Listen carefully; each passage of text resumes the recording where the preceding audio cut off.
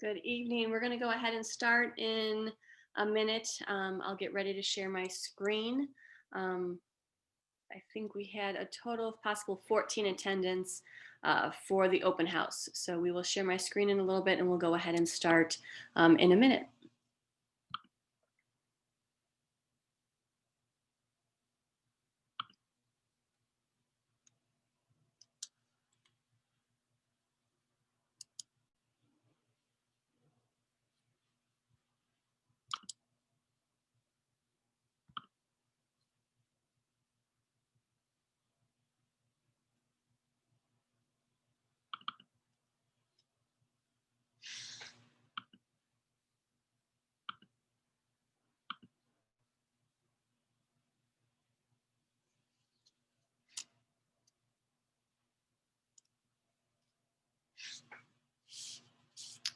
All right, we're going to go ahead and start.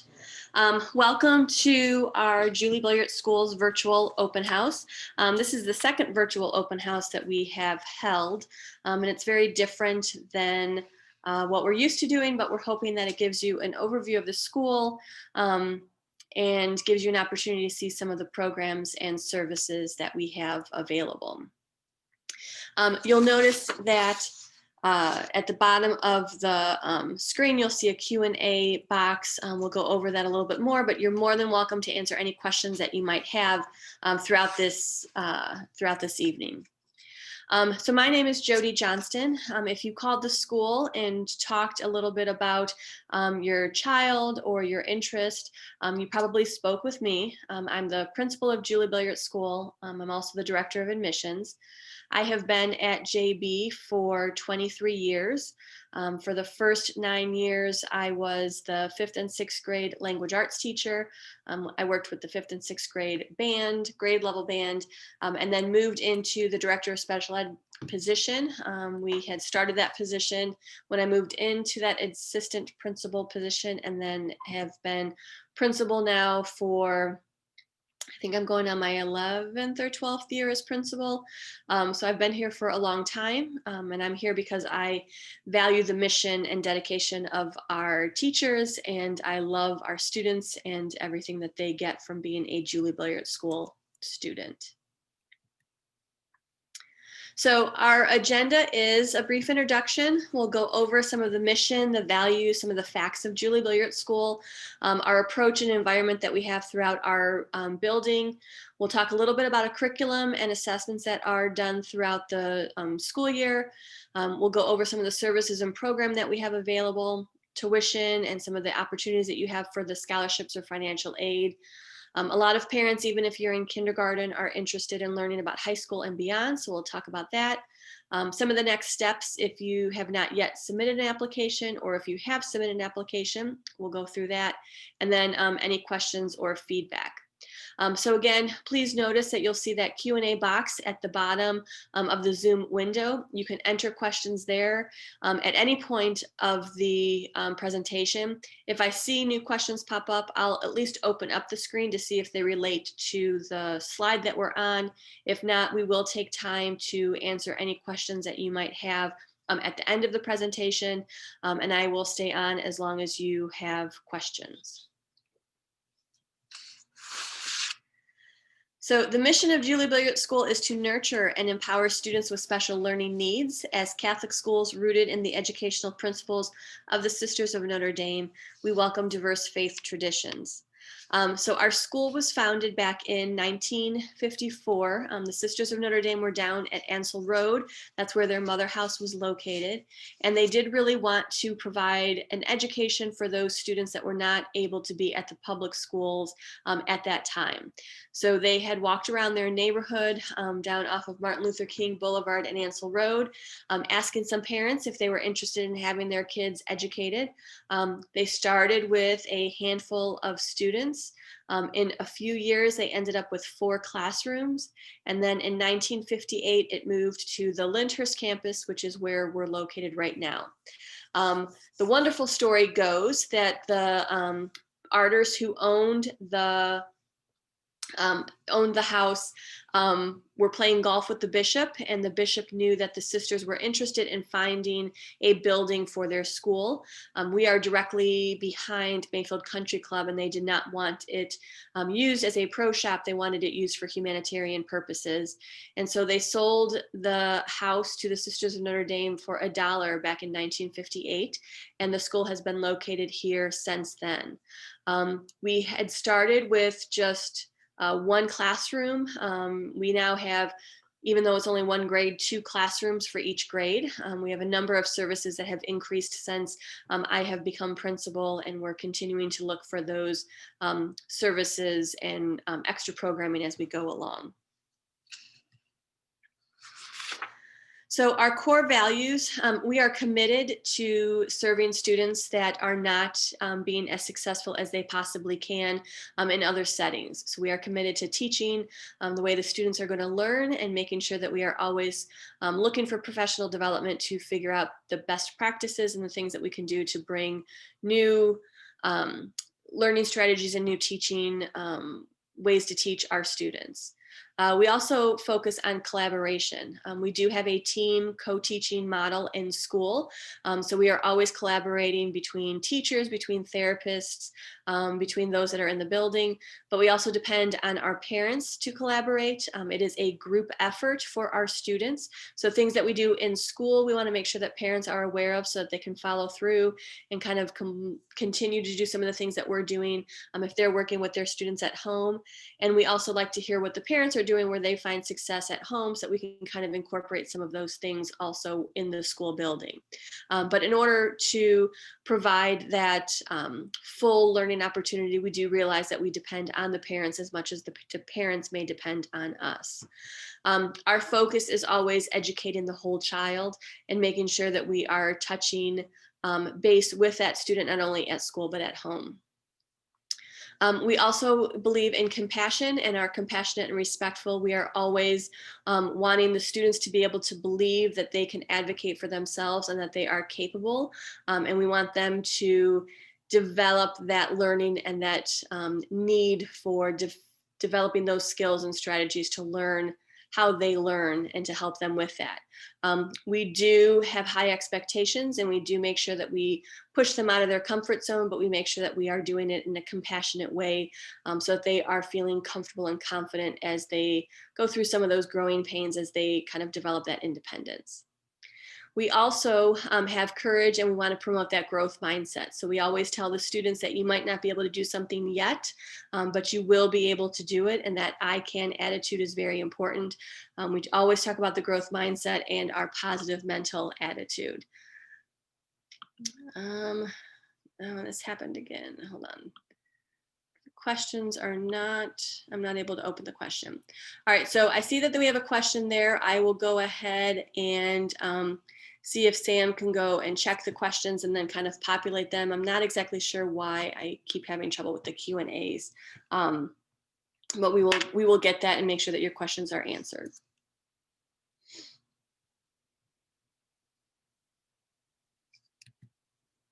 Okay, it was just a test question. So thank you. I'm not able to open it, so I will need Sam to help me with those.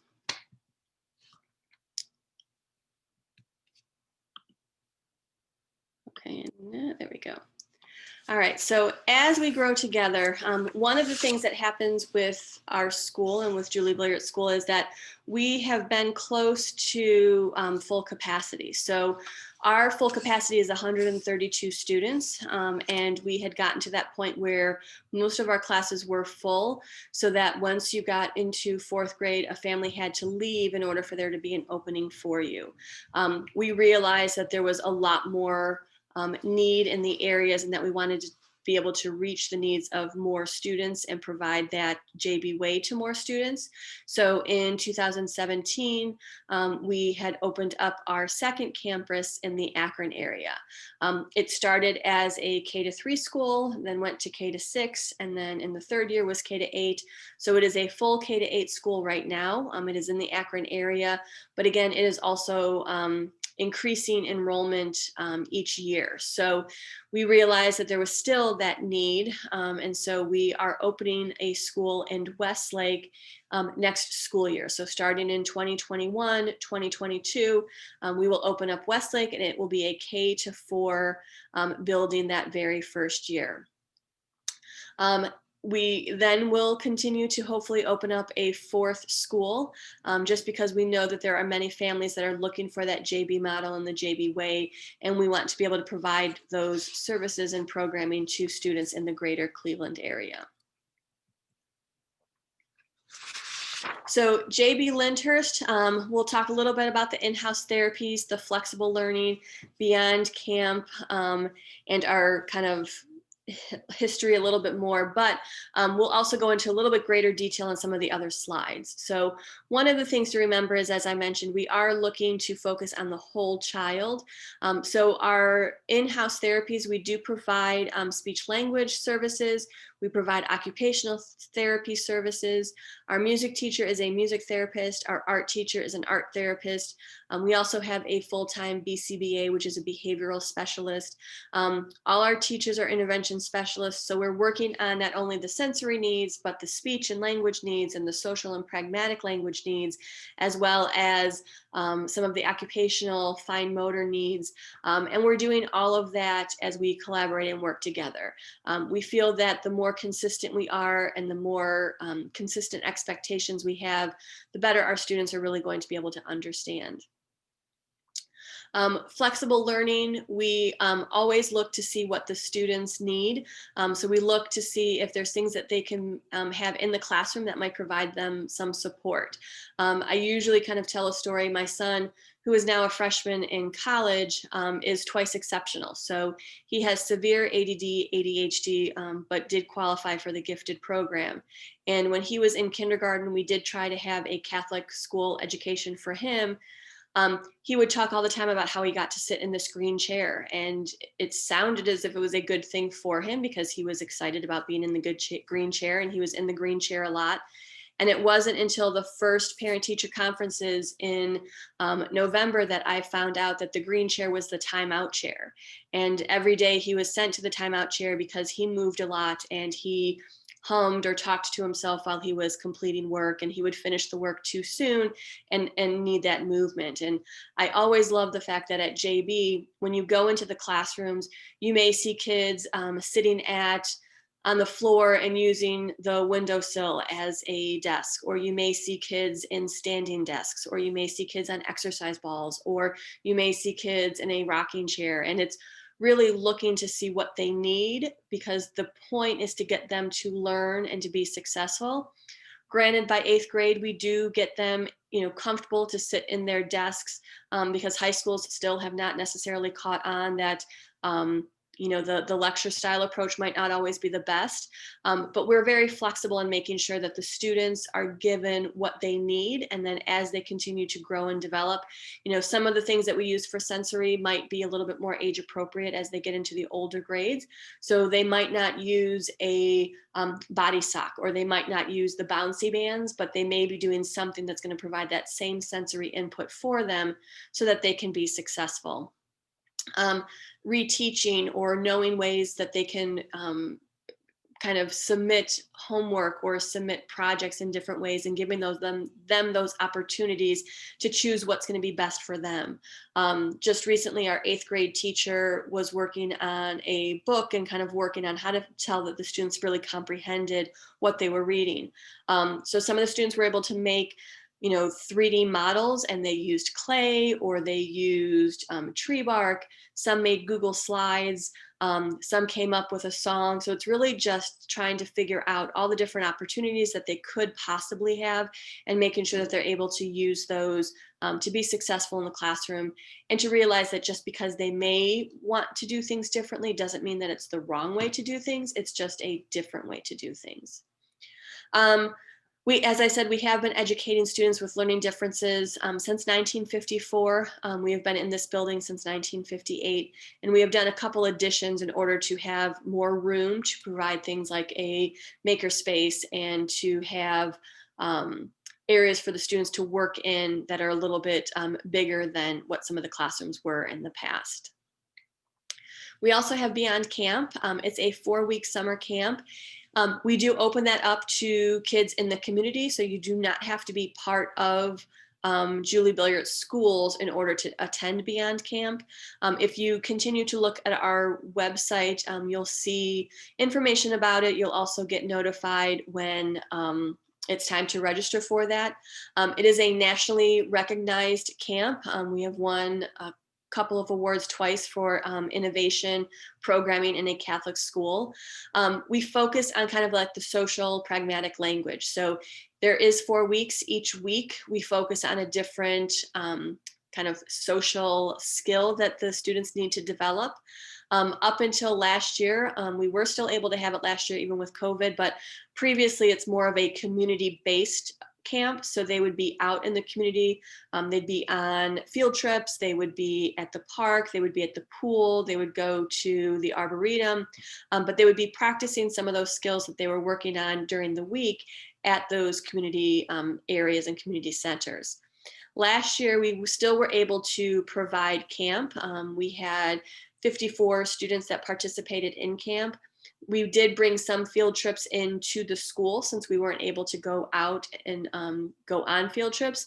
But we also worked on taking those social aspects and implementing it in more of a classroom kind of basis. So it was a little bit more academically focused. We did have a lot of the social and pragmatic language infused into those academic areas. We still included makerspace, so there was a lot of technology and science, but we were able to adapt and kind of continue that Beyond Camp need, but in a way that allowed us to hold camp even though we had the pandemic going on at that time. So our students are K through 8. So we do have kindergarten through 8th grade. We do have over 35 different districts that are at our school. So currently, we do have students that are coming all the way from Avon or Avon Lake or Westlake. We've had students as far as Amherst. From the south, we have had students as far as Kent or Stowe or Medina. And we've had students as far east as Youngstown. So many students travel quite a distance in order to attend our schools. It's another reason why we are looking to expand so that parents are able to spend more time with their family and not traveling and commuting to bring their child to our school. We are about 40% Catholic, 40% non-Catholic and 60% Catholic. We have a lot of different faith traditions, and we really work on recognizing and just being appreciative of all the different faiths that are out there. We are a Catholic school, so if the students are in 2nd grade, they will be able to make their reconciliation and First Communion. We do have religion every day, but we do focus on just being good, moral, ethical students and recognizing that everyone is a child of God and that we should recognize each person for the uniqueness that they bring to the world. We do have a number of different types of disabilities that we work with and learning challenges. We have students that are on that mild to moderate end of the autism spectrum. We do work with students that have specific learning disabilities, students that might have other health impairments such as ADD or ADHD or generalized anxiety disorder. We work with students with some reading disabilities like dyslexia or some writing disabilities like dysgraphia, and math with dyscalculia. We have sensory processing disorders. We have a couple kids with traumatic brain injury, some with some intellectual disabilities, but all of our students are kind of working on those state standards and working in a way that's going to help them be successful in using strategies that will allow them to be successful in the classroom.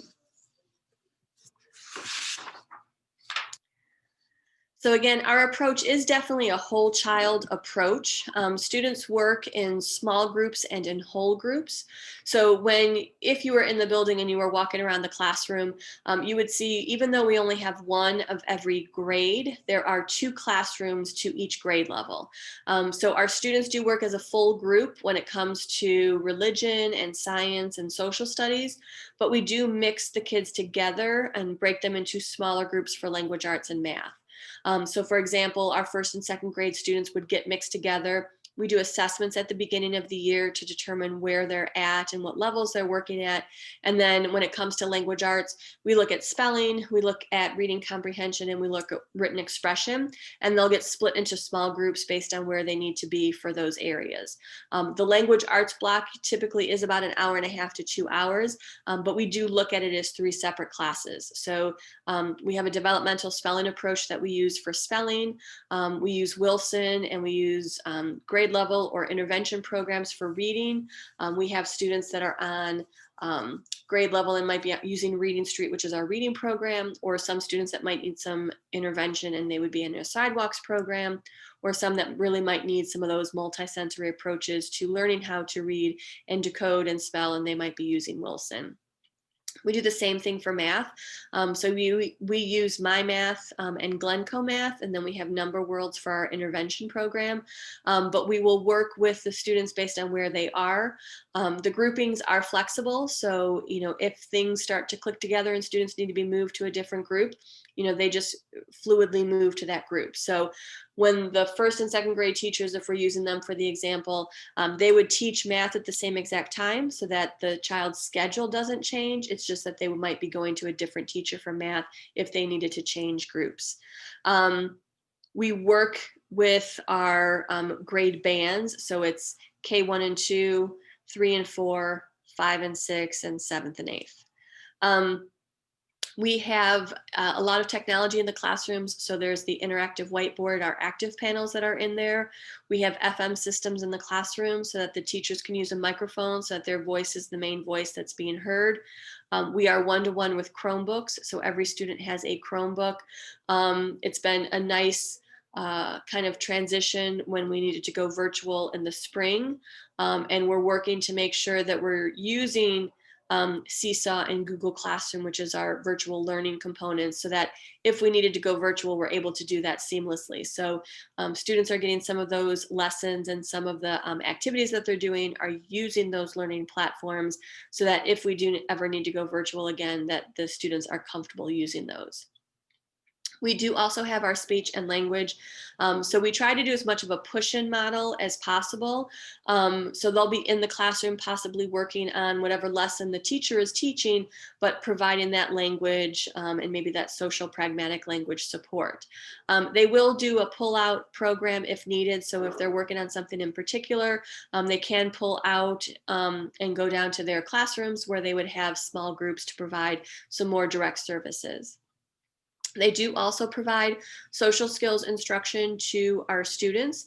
So they have class once a week with each grade, and they work on some of that social pragmatic language. We do follow the social thinking theory.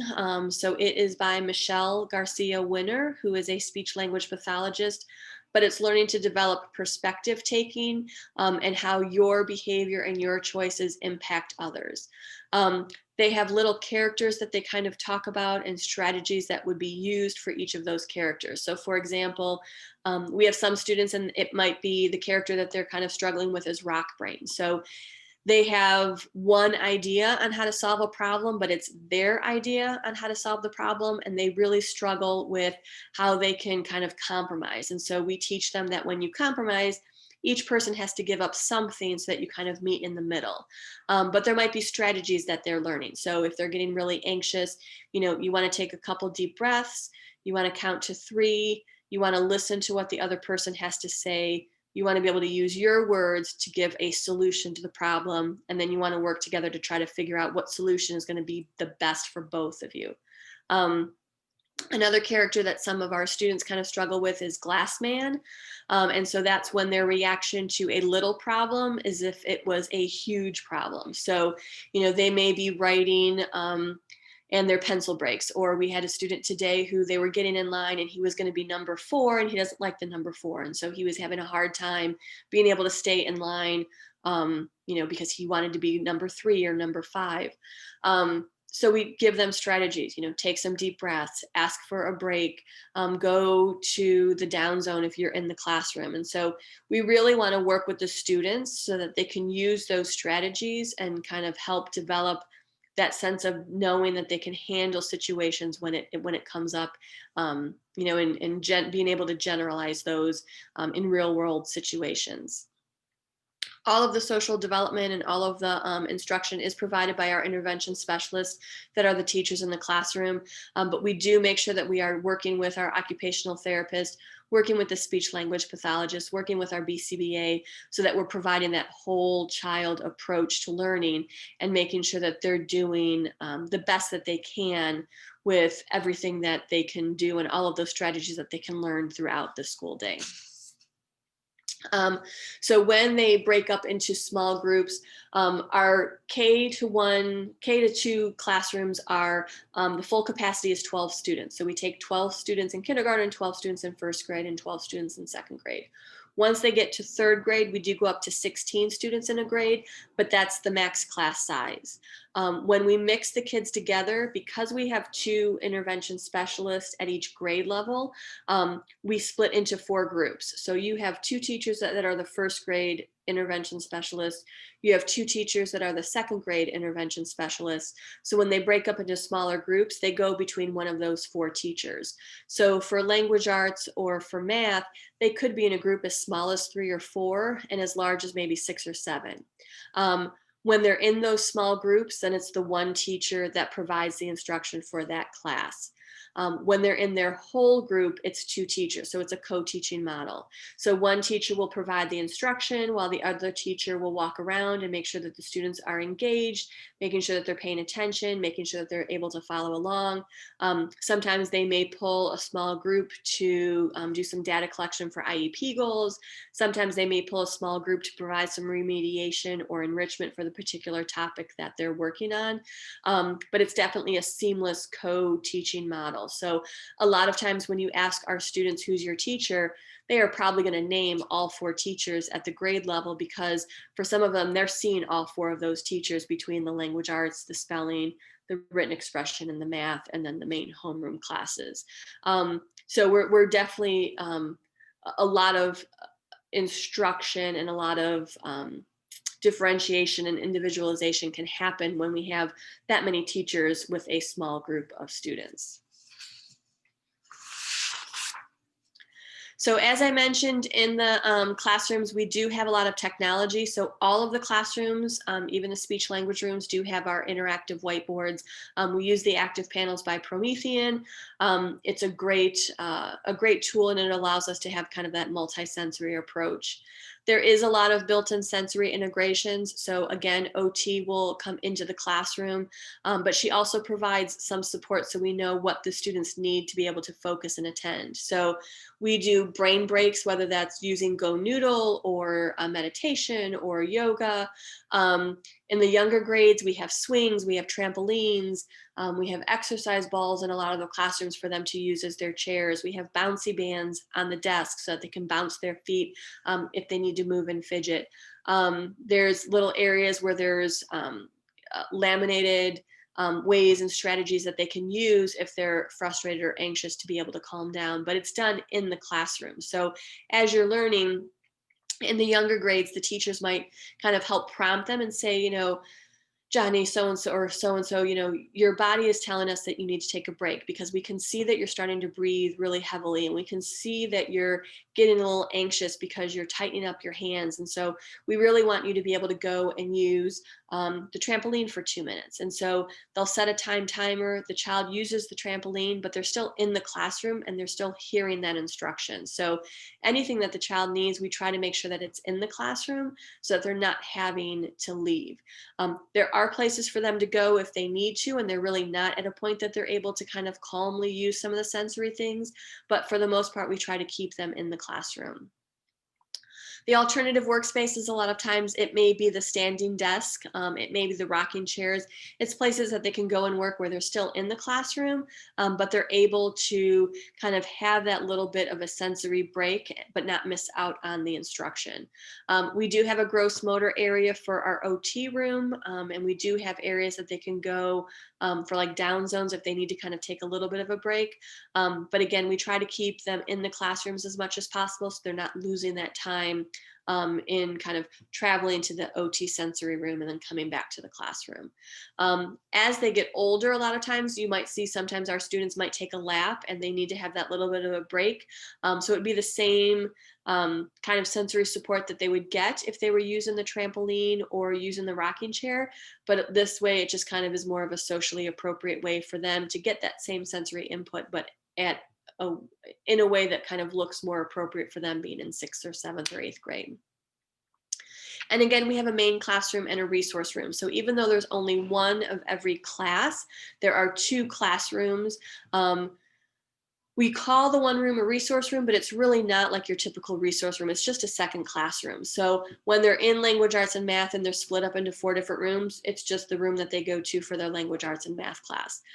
If they're taking a test and they really need to have the test given orally, or they need to have extended time, we can have a group of students in there that are all testing the same way so that they are able to work in a quieter area.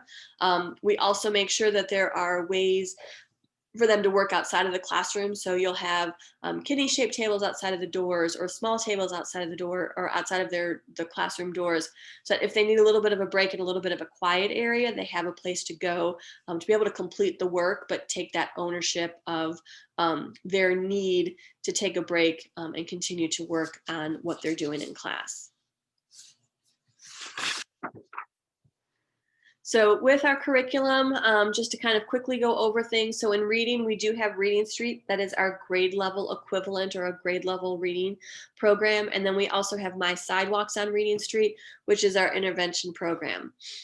We do have teachers that will use Wilson. We have a number of teachers that are certified Wilson instructors. Some have moved into other positions this year, but we are continuing to work on making sure that at least one teacher at each level is a certified Wilson instructor. Our primary grades, we use Foundations, which is a Wilson program for their phonics approach.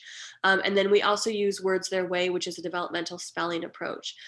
It's looking at patterns of words and why you spell words a certain way, what kind of like the oddball words are, and why do you use those for the oddball way. For math, we have My Math. That is the K-5 program. They go to Glencoe Math when it is 6th, 7th, and 8th grade. And then we have Number Worlds, which is our intervention program. So again, those are when they're split into smaller groups. For reading, because we have the technology, we teach the students how to use Kami, which is a Google extension. It allows them to read or have the items on the computer read to them. We also belong to Learning Ally, which previously was known as Reading for the Dyslexic and Blind. We have a school license because we have a number of students with a reading disability. So those students are able to download chapter books and chapter books or textbooks so that they can hear them instead of having to read. We are always focusing on the reading fluency. So even if the students are using some of our accommodations or our assistive technology in a sense, we're still pushing them to read fluently as much as possible, but we do realize that it's not fair for students who read at a much slower pace to have to take 3 hours to read a chapter of their social studies book when their comprehension might be higher if they hear it than struggling to read those words. So we do use a lot of assistive technology in regards to Kami. We have Learning Ally, we have Read Write Gold, we have Kurzweil, and different things that kind of help provide those supports. For our social instruction, again, I mentioned that we do have the social thinking curriculum. It is by Michelle Garcia Winner. It talks about the unthinkables, which are the rock brain and the glass man. And we also use a lot of picture stories and social stories to help students. So if they're struggling in a particular thing, something might be going on at recess and they're not sure how to ask someone to play with them, there may be a social story that they read ahead of time. And so, it may be pictures with short phrases. It says, when you go outside to recess and you see somebody playing a game that you want to play, you go up to that person and you say, "Can I join?" If they say yes, then you say thank you and you start playing with them. So we kind of give them some pre-knowledge or pre kind of prompting in order to know what they should do in different situations. And then we make sure that the parents have that social story so they can try to generalize that.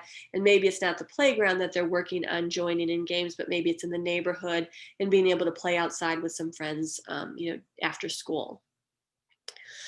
As I mentioned, we are a Catholic school, so we do have religion instruction every day. I can guarantee that it is not trying to convert people to Catholicism, but it's just recognizing the importance of every person and being respectful and treating others the way we would like to be treated. The only time students may not participate in religion is if it's in second grade, because our second grade students do have to participate in the First Communion and the reconciliation programming. So they may have a different curriculum if they are non-Catholic in second grade, but other than that, everyone does participate in our religion class. We do have Friday prayer service, and it's really just kind of focusing on what the theme is for the week. So this year we're talking about being kind and being helpful. And so each week we're focusing on a different grade level, and we're catching them doing or having examples of kindness, and then we're reading those out during morning and afternoon announcements, and then stressing kindness and different things that we see throughout the building on Friday. We also do have Mass. We do what I call rent a priest, because we are a Catholic school, but we don't have a parish attached to our school. Luckily, Bishop Roger loves us and does a great job with homilies, so he learns to keep things pretty brief, but we do have Mass once a month. And then, like I said, if you're in second grade, you will have reconciliation and First Communion. For science, we do use the Nancy Larson Science Program. Right now it goes up through sixth grade, and then we have a kind of a cyclical core program that we use for science for our seventh and eighth grade classes. For writing, we use Handwriting Without Tears, and then we do work with typing for Typing Without Tears. So when we started having occupational therapists at JB, we wanted to continue to really work on some of the handwriting needs that our students have. So we do work with Handwriting Without Tears, and then their typing program kind of goes along with it. So we want to make sure that even in kindergarten, our students are working on typing, because for some of them, that's going to be the best way for them to do written expression when they have to write papers or when they have to take notes in school or in class.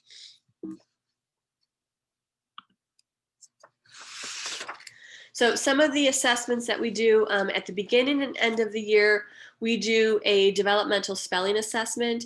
So it's really just looking to see where the child is at developmentally and where it comes to spelling. We also do qualitative reading inventories. So that's where a student would read a passage and then answer questions. The purpose of the qualitative reading inventory is we do want to make sure that we know where the child's frustration reading level is, their instructional reading level, and their independent reading level. We always try to remind parents that when they're working in school on the reading, they're really working at their instructional reading level. So it's going to be a little bit easier for them, because when we're working on some of those comprehension strategies, we don't want them to be frustrated on some of the vocabulary or frustrated that they might not be reading as fluently as they can. So they're always at their instructional reading level. It's a little bit easier because we're working on some of those pre-reading comprehension strategies, some of the things that readers do during reading, some of the things that the readers do after reading. So we want them to focus on those strategies so that they're really learning how to comprehend what they're reading. We also, because we know that their independent reading level are books that they're interested in and books that they have a lot of interest in. So we always have an independent reading expectation. We use Accelerated Reader. The teachers will meet with the students and they kind of come up with a goal for the quarter. It might be a specific number of points. It might be a specific number of books, but they read and kind of go towards that goal for the entire quarter. But we do have them take Accelerated Reader quizzes so that we can make sure that we are gauging how well they understand what it is that they're reading. The independent reading level, it's going to be things that they're interested in. So they have a lot of background knowledge. So those are going to be at a higher grade level, which is why we focus on that for the independent reading level. And then when they're in class working on those comprehension strategies, it's at their instructional reading level. We also do MAP 3 times a year, so it focuses on reading, language, math. Our 5th and 8th grade students are taking science in the MAP test also, but it's just a way for us to prepare them and kind of get an idea as to where they are, how much growth they're making, and then how they would compare to typical peers. Again, we do use accelerated reader each quarter. Students set a goal, and then we work on having them take assessments. We do an 85% club that the students will get certificates for if they meet their reading goal while maintaining an 85% on their quizzes.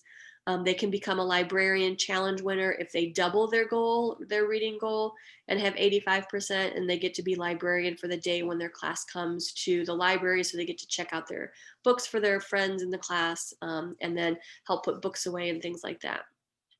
And then there's also a number of curriculum-based formal and informal assessments that our students take, just going through the lesson, making sure that they're understanding, maybe doing some pre-teaching or some pre-testing to see what needs to be taught and what the students are ready to learn when they're in the classroom.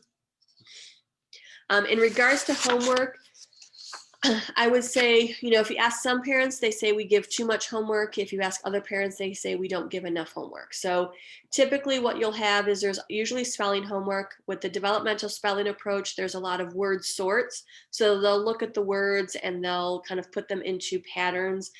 They might have to do super sentences, and so they might need to take 6 of those words and write a super sentence, which is a sentence that has, so many words in it, like maybe 8 words or 10 words in it, depending on the grade level.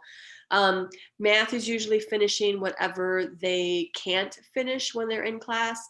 And then reading is usually just their independent reading level, whatever they're working towards for that quarterly goal that they have.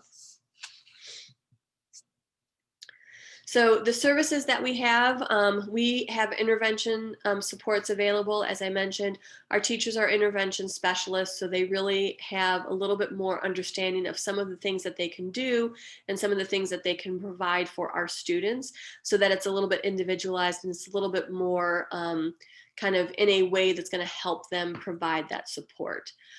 We do have a BCBA, which is a behavioral specialist. So she works with the teachers to help set up classroom management strategies. If students need a specific behavior plan, they'll work with the teacher on coming up with that plan. We do have speech and occupational therapy. Like I said, our music teacher is a music therapist, and our art teacher is an art therapist. So they do whole class instruction, so that they have their music class and they have their art class, but they also can provide a therapeutic spin to that. So if a student is going through something and is kind of struggling, they might go to the art therapist to really work on some of the artwork and provide that way to maybe open up or work on some strategies or work through. So Mrs. Hughes does have a counseling degree. Mrs. Sonnenberg, our music teacher, does have a music therapist degree. So they're certified to work with students in a therapeutic setting with music and with art. We do have a school nurse or health aide here full time. We do offer an aftercare program. It does run from 3 o'clock until 6 o'clock. That does have a cost to it of $10 an hour. You sign out electronically, so it does bill to like the minute. But we do have a current parent and an alumni parent that are the aftercare directors. We found that was really important to have directors for aftercare that really understand our kids, because a lot of times, sometimes the kids might be holding things together and really focusing on school, and that when it comes time to the end of the day, they need to be able to have someone who's going to understand that they might need to have 30 minutes of just running around and screaming. So we allow a little bit more flexibility, and it's kind of like a structured chaos type of approach. So they are outside as much as possible from 3 until 4 playing. If we are inside, then they are in the gym playing.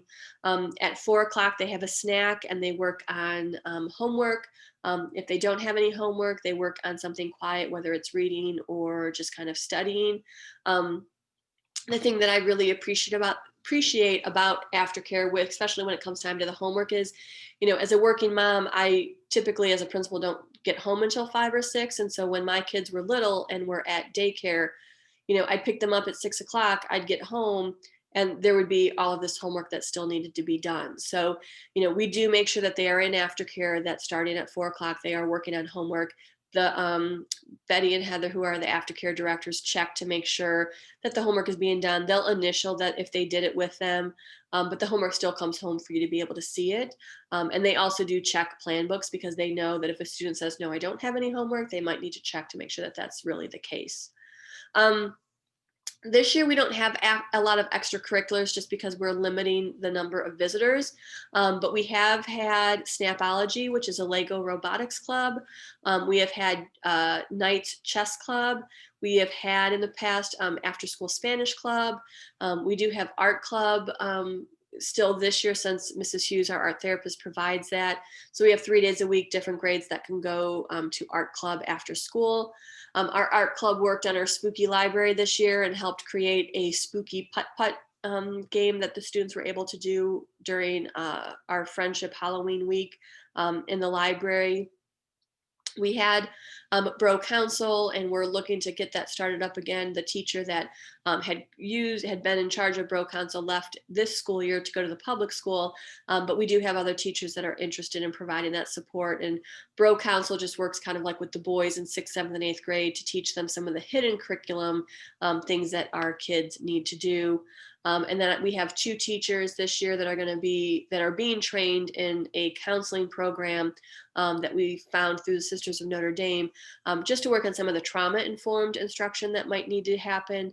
There's a lot going on with our kids this year. You know, they're dealing with the pandemic, dealing of having some of their friends here at school and having some of their friends at home. They're dealing with people getting sick, and so we really want to provide that that extra counseling or care for them.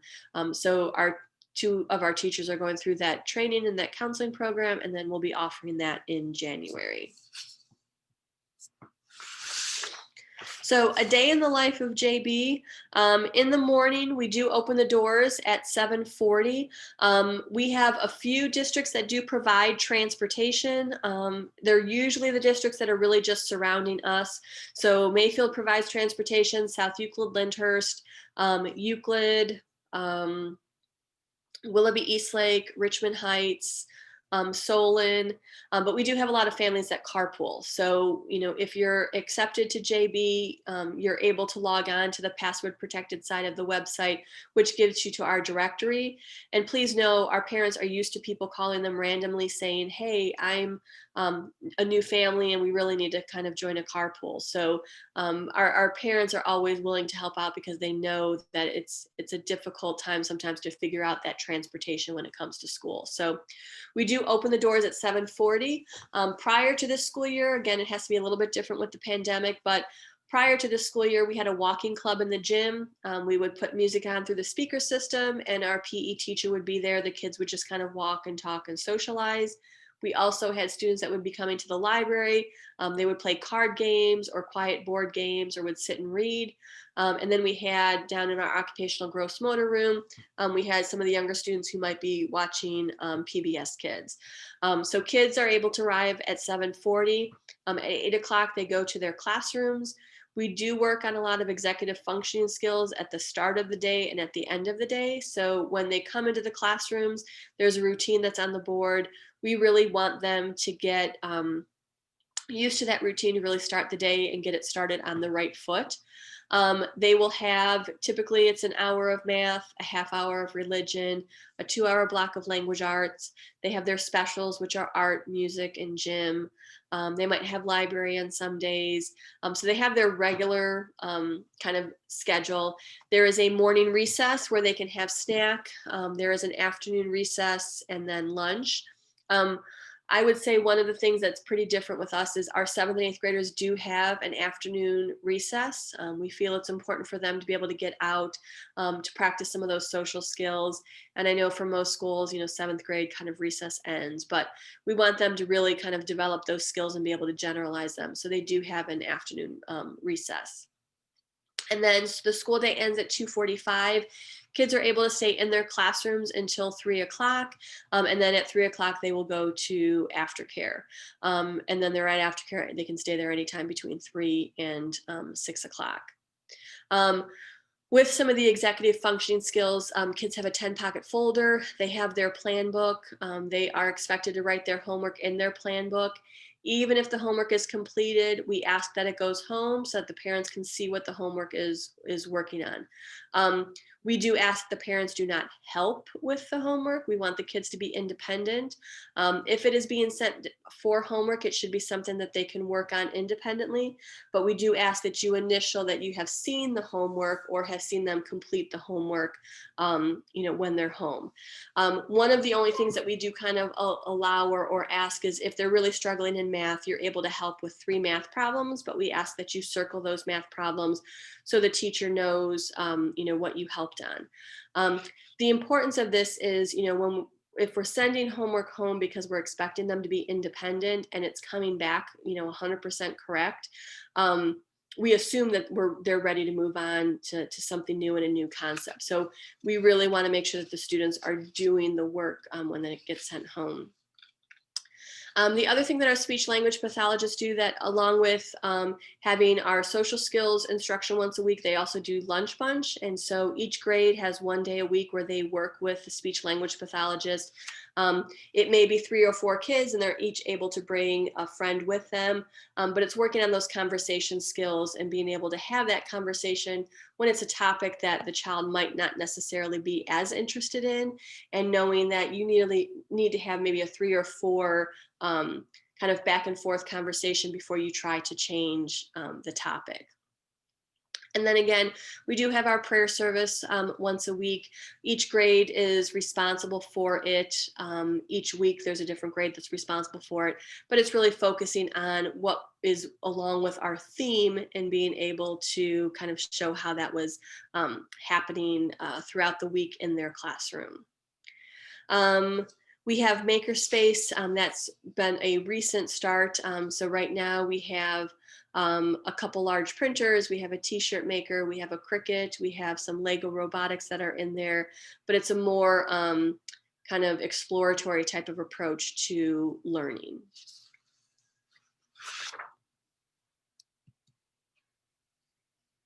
And some of the fast facts. So we do have 7 hours of direct instruction from an intervention specialist.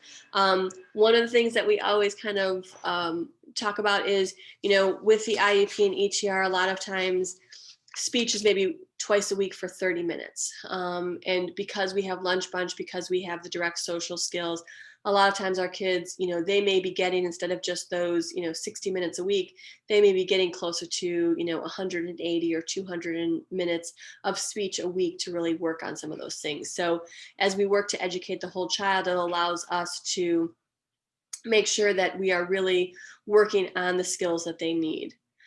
The class sizes are small class sizes. So we only have 12 students in kindergarten through 2nd grade, and then we do go up to 16 students in 3rd through 8th grade. They're working with their intervention specialists. They're working with the speech and occupational therapists, our art and music therapist.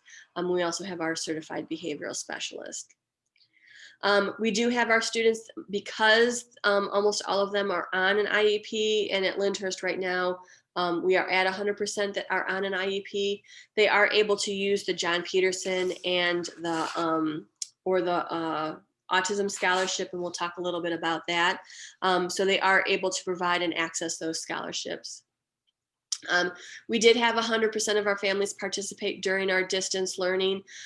They did a great job in kind of making sure that they were logging on. The teachers did a great job in providing that support for the students. Right now, what we have done is most of our students are in person 5 days a week, but we do have a very small percentage that are virtual. We do have a virtual learning specialist that works with the students to make sure that they are understanding what they're seeing when the lessons are streamed for them, and providing that support and some of the executive functioning skills and time management skills that they need to have when they're working on their own. And right now, 100% of our students have graduated or are on track to graduate from high school. And typically about 65% of students on IEPs in public high schools graduate. So we're very proud of the fact that a lot of our students are going to go on to high school and be very successful and be able to graduate and move on to a programming or training that they want in the future. So the IEP and ETR process and kind of what it means to be a scholarship provider. So we are provided for the John Peterson Scholarship and the Autism Scholarship. Those are scholarships that are through the state. They are a parent program. So even though we help you with that and we build the scholarship, the money is based on where you want those services to be provided. So what happens is we have a director of special education, Katie Bildstein, and she works with the parents and the teachers to make sure that things are running smoothly. So the way the scholarship is set up is once you have been accepted to the school for your provider, and that's whatever school you want to choose, you can apply to become a scholarship recipient. So it's a 2-page application. It is the same application for John Peterson as it is for the Autism Scholarship. Once you fill out that application, you do need to provide proof of residency. Some districts do ask for 3 proofs of residency, but the provider will help you with that. We'll help you with that if you are using us as a provider. So you'll fill it up. The provider, which would be us, uploads it to the Ohio Department of Education's website. So we will upload that, and then ODE will look at it to make sure that you have an IEP and you have an ETR. And then you'll get an acceptance letter for the scholarship. We need to have a copy of that acceptance letter. And then we go through and invoice the scholarship for the services that we're providing. We do the progress report on the IEP. And then each year you just kind of redo the whole thing. So you apply, you get the acceptance letter, it gets invoiced, and then the scholarship pays for those services or tuition here at JB. The IEP as it's written, so because it is a public school document, we are not legally obligated to follow the IEP, but we pretty much do follow the IEP. Once your child's at our school, most of the districts, and like I said, we do work with, over 35 different school districts, most will take what we say and just put it into the IEP. So what happens is our teachers will create the present levels of performance. They'll look at the IEP progress reports. They'll give suggestions for goals for the areas of need that your child has. They get everything together. They send it to Katie. Katie looks it over, makes sure that it's, a full report and it's written in a way that's going to be easily understandable. She sends a copy of that to the parents, and she sends a copy of that to the school district. Like I said, most of the time the school districts will just cut and paste and write the IEP from what we say. But the IEP does have to be written as if the student is attending the building within your district of residence. So we do have some districts that do not take what we say and will just write the IEP. Please don't worry about that. We are going to always provide the services that we feel are in the best, are best needed for your child. So even if the IEP is not something that you 100% agree with, we will always fight to try to include everything in it, but we can do modification of services, and we can do different things to make sure that what we're seeing as a need is going to be in there and provided for your child. For the ETR, the way the scholarship is written as of right now, because our school is located in South Euclid, Lyndhurst, South Euclid Lyndhurst is supposed to do the ETR reevaluation. So the ETR is all of the testing that is done every 3 years to show that your child still qualifies for special education services. We do have a few districts that will tell South Euclid, thank you, but no thank you. They want to do the ETR. But again, we do request that the ETR testing be done here at school. If South Euclid is doing the testing, we have a school psychologist that comes directly from South Euclid. She is here 1 day a week, so the kids are very familiar with her. They're being tested in our school and our classrooms, so it's a little bit more of a comfortable situation for them. But South Euclid typically would do the ETR, and then it gets a copy of it is sent to the district of residence. So the ETR, a lot of times the planning meeting, all of the testing, everything would happen here at school.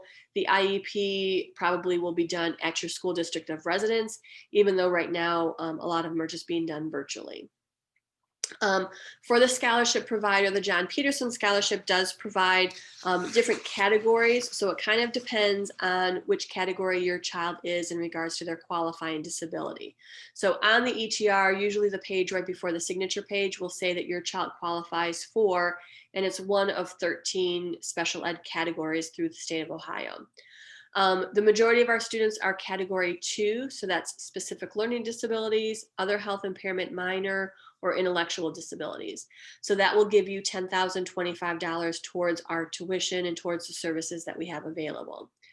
We do have students in other categories. So we have some students that are in category 6, which is traumatic brain injury. We have some that are in category 5, which is multiple handicaps. We have some that are category 1, which is just speech language. Each of the categories provides a different amount from the scholarship. So there is a tuition remaining that you would be responsible for. The Autism Scholarship currently gives $27,000 towards the services and educational services or intervention services. Our tuition this year is $27,540, so there's about $540 that you would be responsible for. We do provide financial aid. We'll talk a little bit more about that as we go through the application process, but the scholarship is definitely an option if your child qualifies for special education services and has an IEP and an ETR through your district of residence. So as I mentioned, our tuition for this year is $27,540. That includes all of the therapies, so it's an all-encompass tuition. We do not charge separately for the things that we provide, services and programming for our students. It incorporates speech, it incorporates OT, it incorporates social skills. All of those things are included. We do provide additional financial aid for families. So we have had nearly $1 million in financial aid awarded to 36% of our student body in the 2019-2020 school year. 100% of our families do receive support from the scholarships because we are providers for the Autism and John Peterson Scholarship. So when you fill out the financial aid, it goes not only to us, but it also goes to the diocese. We both use FACTS as our tuition management system and our financial aid system.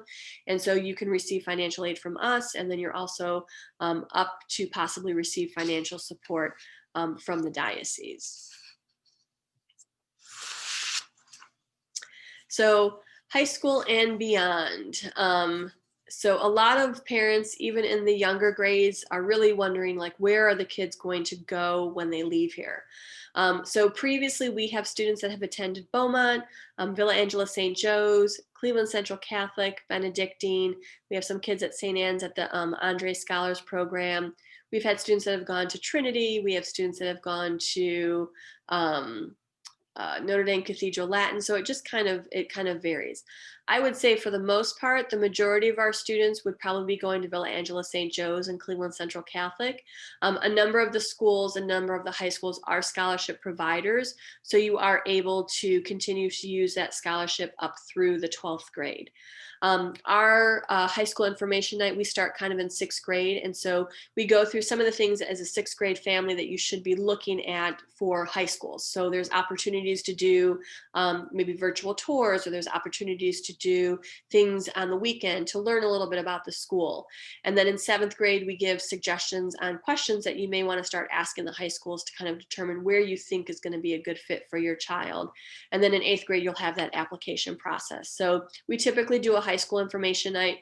We typically make sure that our high schools are kind of providing support to our parents and knowing like what services they provide, what information's out there.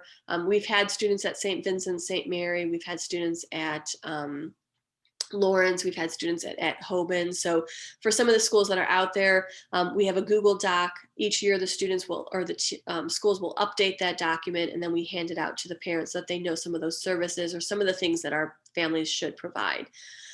We do have students that go back to their public school district.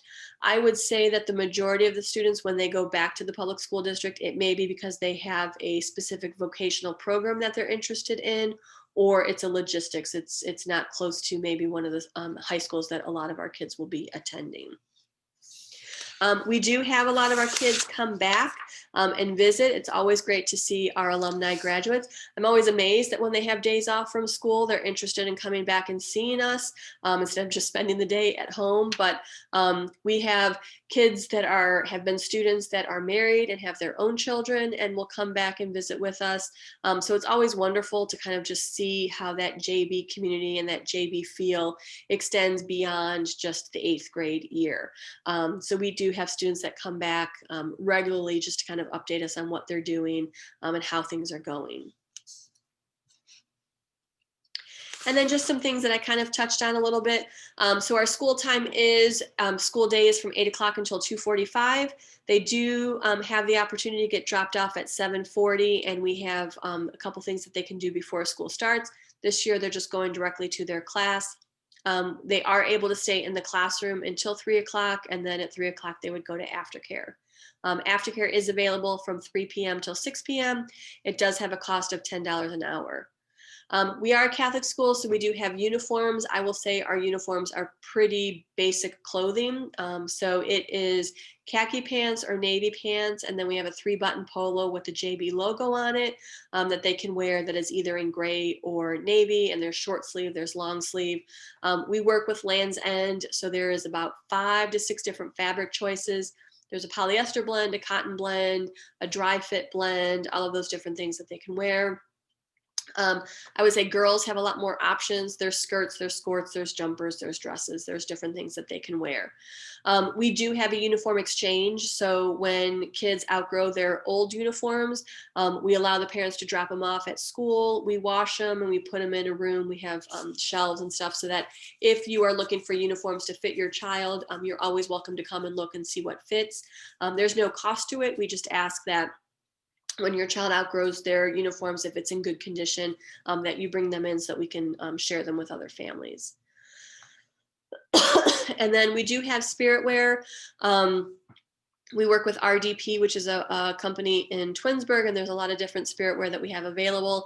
On Fridays, they are able to dress down in spirit wear.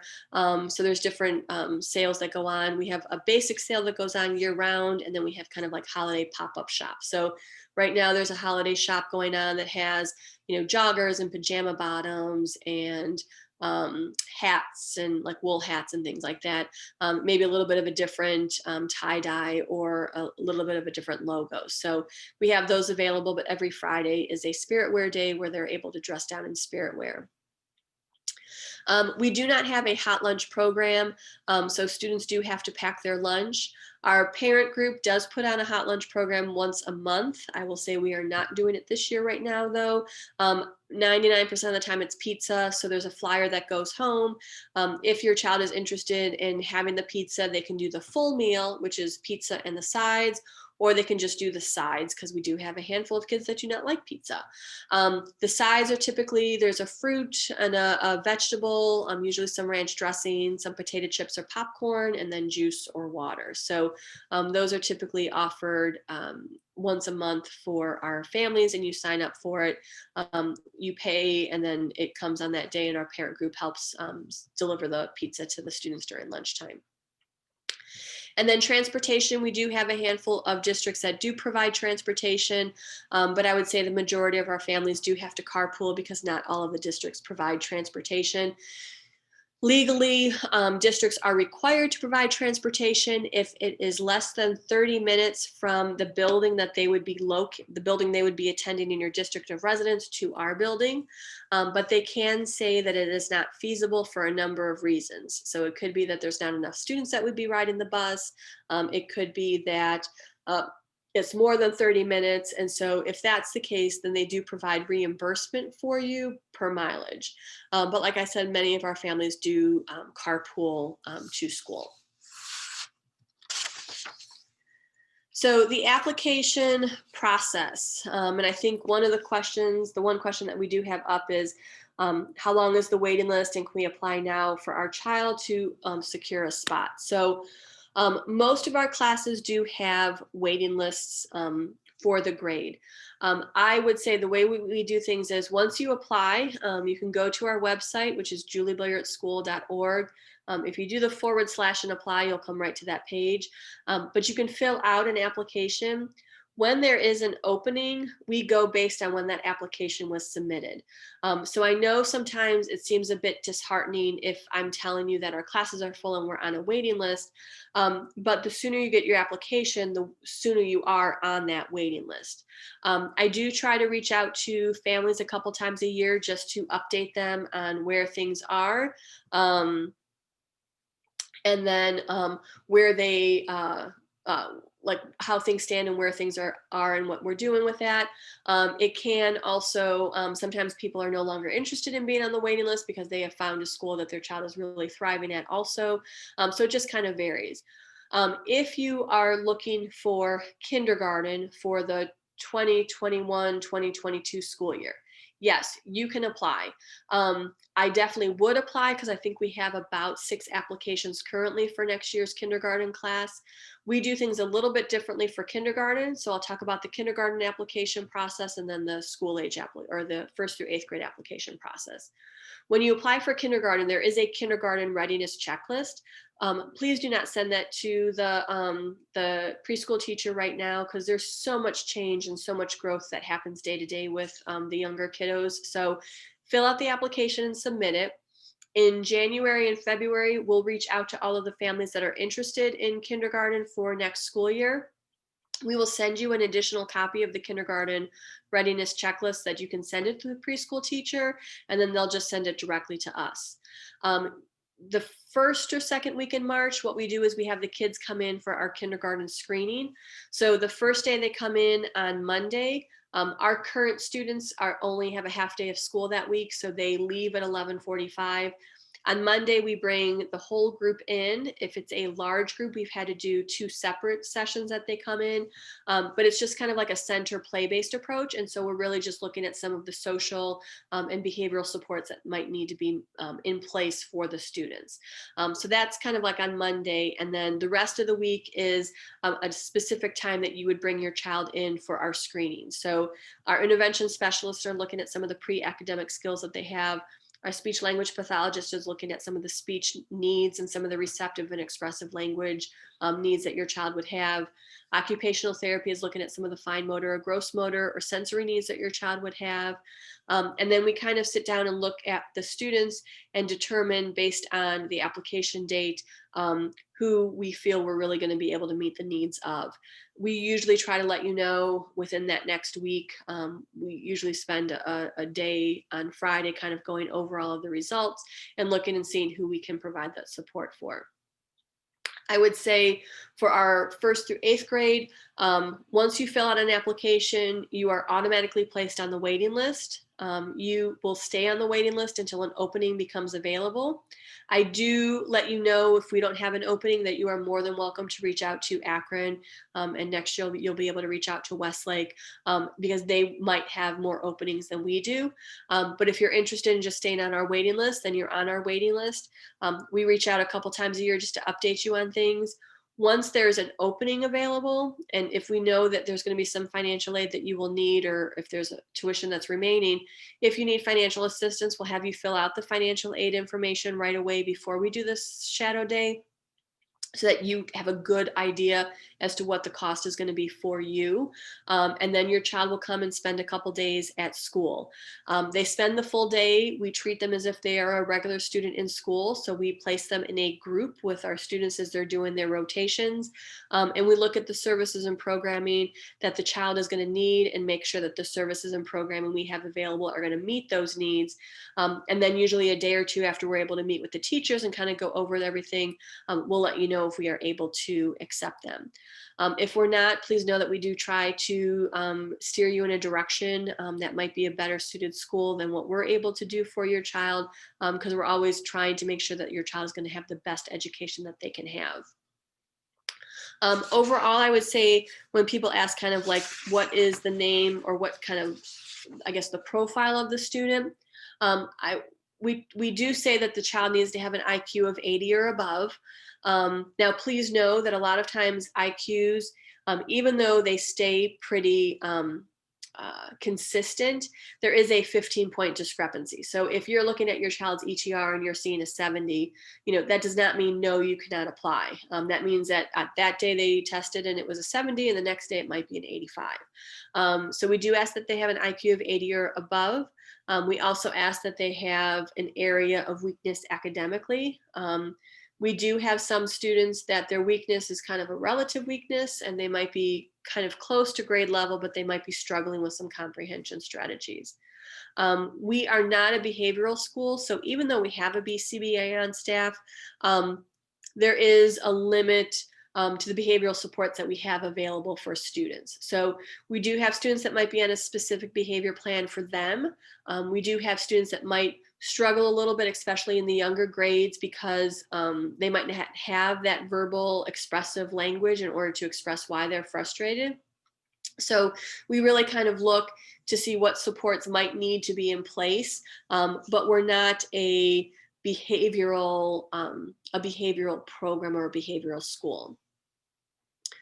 There is a question about executive functioning as a weakness if other academics are semi-average or at grade level. I would say across the board, probably the majority of our students do struggle with executive functioning skills.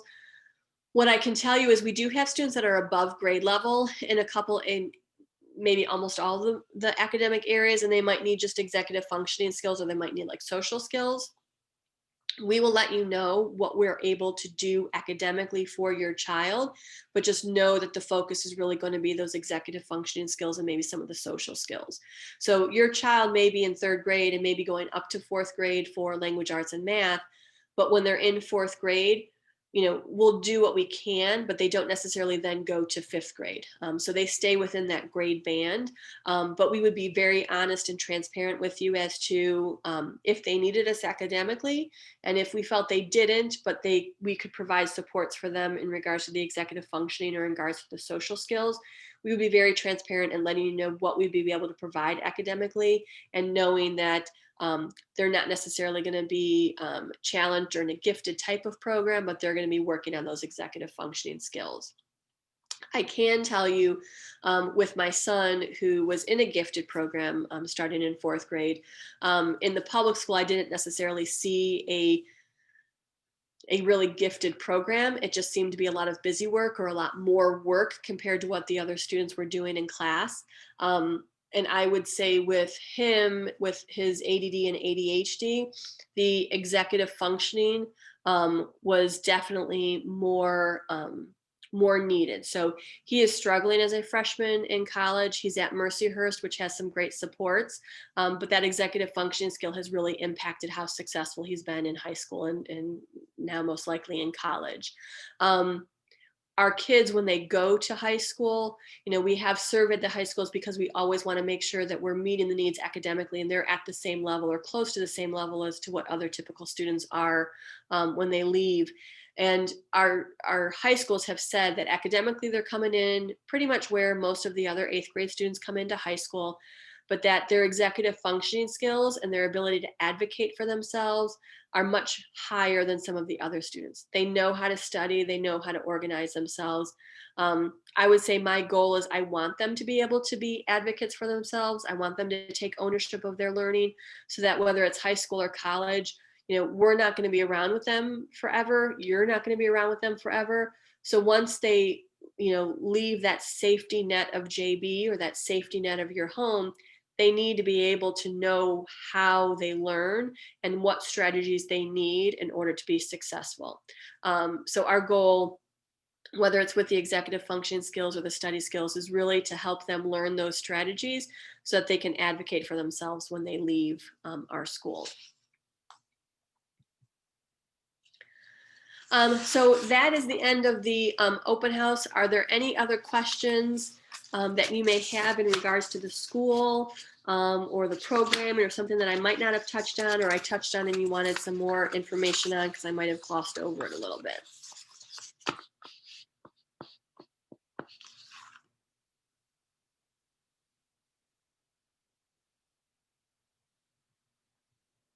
Okay, so On the screen right now is my name and my address and the school's phone number. Please feel free to call and ask any questions if you're leaving and you realize, oh, I should have asked that. I am more than happy to answer any questions that you have. So at any point in time, if you're wondering about something, please give us a call. I'm more than happy to talk to you and kind of explain things a little bit more detail. We also have a couple other virtual open houses coming up. It'll be kind of the same information, but even if you might think of a different question that you might have, it might be something that you can ask then that other parents are also thinking of. But we're here to help to try to provide support to you so that you can find the best place and the best school for your child. So thank you very much for coming.